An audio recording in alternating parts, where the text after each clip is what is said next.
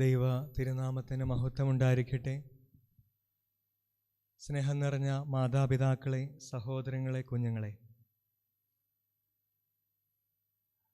വീണ്ടും ഒരാത്മീയ വസന്തകാലത്തിലേക്ക് നാം പ്രവേശിക്കുകയാണല്ലോ.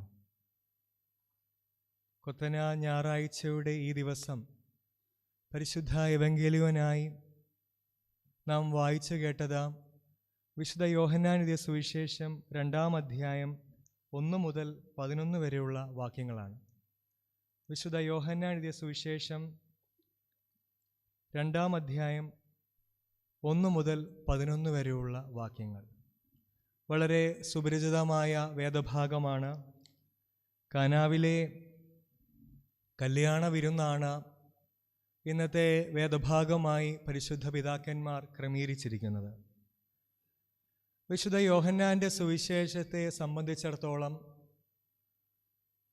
അടയാളങ്ങളായിട്ടാണ് ഓരോ സന്ദർഭങ്ങളെയും വിശുദ്ധനായ യോഹന്നാൻ ശ്ലീഹ രേഖപ്പെടുത്തിയിരിക്കുന്നത്. എന്നാൽ മറ്റുള്ള സുവിശേഷകന്മാർ അത്ഭുതങ്ങളായിട്ടാണ്. Saint John records all events as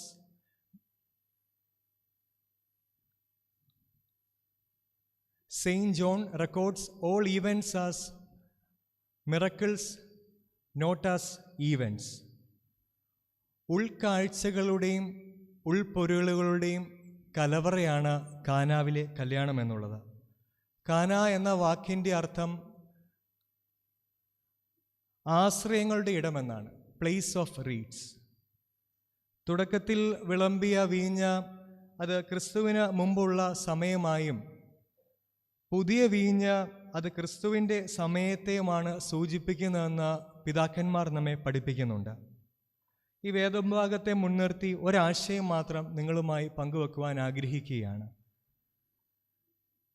യോഹന്നാന്റെ സുവിശേഷം 2-ാം അധ്യായം 3-ാം വാക്യത്തിൽ നാം ശ്രദ്ധിക്കുമ്പോൾ, വീഞ്ഞ് തികയാതെ വന്നപ്പോൾ യേശുവിൻ്റെ മാതാവ് അവനോട് ഇവർക്ക് വീഞ്ഞില്ല എന്ന് പറഞ്ഞു. വീഞ്ഞ് തികയാതെ വന്നപ്പോൾ മാതാവ് അവിടെ വീഞ്ഞില്ല എന്ന് പറഞ്ഞു. അവർക്ക് വീഞ്ഞില്ല എന്ന് പറയുമ്പോൾ ഹെസ്റ്റനോസ് എന്ന ഗ്രീക്ക് പദമാണ് അവിടെ ഉപയോഗിച്ചിരിക്കുന്നത്. അവർക്ക് വീഞ്ഞില്ല എന്നതിന് 2 സംഭവങ്ങളായിരിക്കാം, 2 കാര്യങ്ങൾ കൊണ്ടായിരിക്കാം അപ്രകാരം അവർക്ക് വീഞ്ഞില്ല എന്ന് പറയുന്നത്. ഒന്നാമതായിട്ട് വിളമ്പാൻ വേണ്ടത്ര വീഞ്ഞില്ല എന്നതുകൊണ്ട്, രണ്ടാമതായിട്ട് വീഞ്ഞ് ഗുണനിലവാരമില്ലാത്തതായതുകൊണ്ട്. ഈ 2 കാരണങ്ങൾ കൊണ്ടാണ് അവർക്ക് വീഞ്ഞില്ല എന്ന് മാതാവ് യേശു തമ്പുരാനെ അറിയിക്കുന്നത്. വീഞ്ഞെന്നുള്ളത് യഹൂദന്മാരെ സംബന്ധിച്ചിടത്തോളം അവരുടെ സന്തോഷത്തിൻ്റെയും ആനന്ദത്തിൻ്റെയും പ്രതീകമായിട്ടാണ് പഴയ നിയമ പശ്ചാത്തലത്തിൽ നമുക്ക് കാണുവാൻ സാധിക്കുന്നത്. Wine represents the Joy and happiness. അപ്പോൾ ഈ വേദഭാഗത്തെ നാം ഒന്ന് ആഴത്തിൽ മനസ്സിലാക്കുമ്പോൾ വീഞ്ഞെന്നുള്ളത് സന്തോഷത്തിൻ്റെയും ആഹ്ലാദത്തിൻ്റെയും അടയാളമാണെങ്കിൽ ആ ഭവനത്തിലെ സന്തോഷം നഷ്ടപ്പെട്ടിരിക്കുകയാണ്. ആദ്യ മാതാപിതാക്കൾ പാപം ചെയ്തതുവഴി നമ്മിൽ നിന്ന് അകന്നുപോയ നമ്മുടെ നഷ്ടപ്പെട്ട സന്തോഷത്തെ ക്രിസ്തുവിലൂടെ ക്രിസ്തു ആ ഭവനത്തിൽ പ്രവേശിച്ച് അവിടുത്തെ വെള്ളത്തെ വീഞ്ഞാക്കി മാറ്റി തീർത്തതുപോലെ നമ്മുടെ ഹൃദയങ്ങളിൽ ക്രിസ്തുവിന് അവസരം നൽകിക്കൊണ്ട് വീണ്ടും പുതുക്കത്തിൻ്റെയും നവീകരണത്തിൻ്റെയും സന്തോഷത്തിൻ്റെയും ആഹ്ലാദത്തിൻ്റെയും തലത്തിലേക്ക് നമുക്ക് ഓരോരുത്തർക്കും ഉയർന്നു വരുവാൻ കഴിയണമെന്നാണ് ഈ വേദഭാഗം നമുക്ക് മുന്നോട്ട് വയ്ക്കുന്ന ഏറ്റവും പ്രധാനപ്പെട്ട ആശയം എന്നുള്ളത്. ഞാൻ എൻ്റെ വാക്കുകളെ ഉപസംഹരിക്കുകയാണ്. കനാവിലെ കല്യാണത്തിൽ അത്ഭുതങ്ങൾ പ്രവർത്തിച്ചത് നമുക്ക് ഓരോരുത്തർക്കും സുപരിചിതമാണല്ലോ.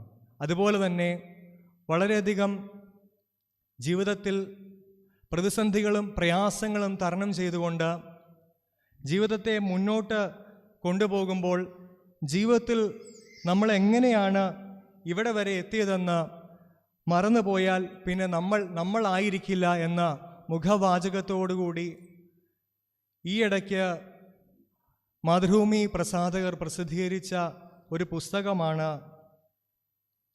കമ്പിളിക്കണ്ടത്തെ കൽഭരണികൾ എന്നുള്ളത്.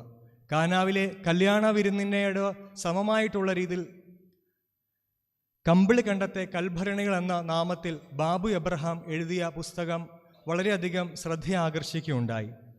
മറിയാം കാനാവിലെ കല്യാണത്തിൽ കൽഭരണികളിൽ വെള്ളം ചൊരിഞ്ഞതുപോലെയാണ് തൻ്റെ അമ്മ കമ്പിളിക്കണ്ടത്ത്, അതായത് ഇടുക്കിയിൽ ഒരു പ്രദേശത്ത് വളരെയധികം പ്രതിസന്ധികൾക്കും പ്രതികൂലതകൾക്കും മധ്യത്തിൽ ബാബു എബ്രഹാമിനെയും സഹോദരങ്ങളെയും വളർത്തിക്കൊണ്ടുവന്ന, ഒരു ഘട്ടത്തിൽ അനാഥാലയത്തിൽ ചെന്നെത്തി നിൽക്കുന്ന ബാല്യവും പിന്നീട് വളരെ കഷ്ടപ്പെട്ട വിദ്യാഭ്യാസം ഒക്കെ പൂർത്തീകരിച്ച് അനേകം ആളുകളുടെ ഈ കൽഭരണികൾ നിറച്ച വീഞ്ഞ് പോലെ മറ്റനേകം ആളുകളുടെ സഹായങ്ങളാലും കൈത്താലങ്ങളാലും ആ യുവാവ് വളർന്ന് ഇന്ന് ഫ്രാൻസിൽ ഉപരിപഠനത്തിനു ശേഷം പ്രൊഫസറായി അദ്ദേഹം ജോലി ചെയ്യുകയാണ്. അദ്ദേഹത്തിൻ്റെ കഷ്ടപ്പാടുകളുടെ അനുഭവത്തിൻ്റെ ഒരു വിവരണം കൂടിയാണ് പുസ്തകം.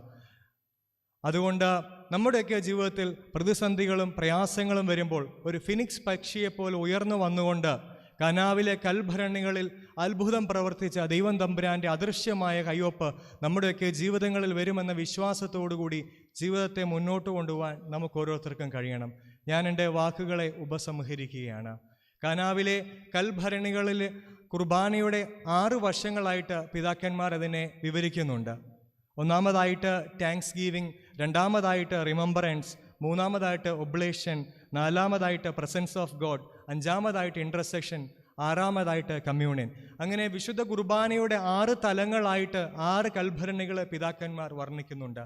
നമ്മുടെയൊക്കെ ജീവിതങ്ങളെ കാനാവിലെ കൽഭരണിയിൽ യേശുതമ്പുരാൻ്റെ കൈവപ്പ് സ്പർശിച്ചപ്പോൾ അത് മേന്മയുള്ള വീഞ്ഞായി മാറിയതുപോലെ, പഴയ ഉടമ്പടിയുടെ വെള്ളം അത് പുതിയ ഉടമ്പടിയുടെ വീഞ്ഞാക്കി തീർത്തതുപോലെ നമ്മുടെയൊക്കെ ജീവിതങ്ങളെ രൂപാന്തരപ്പെടുത്താൻ എനിക്കും നിങ്ങൾക്കും കഴിയട്ടെ എന്ന് ആത്മാർത്ഥമായി പ്രാർത്ഥിച്ചുകൊണ്ട് വാക്കുകൾ ചുരുക്കുന്നു. ദൈവ തിരുനാമം മഹത്വം.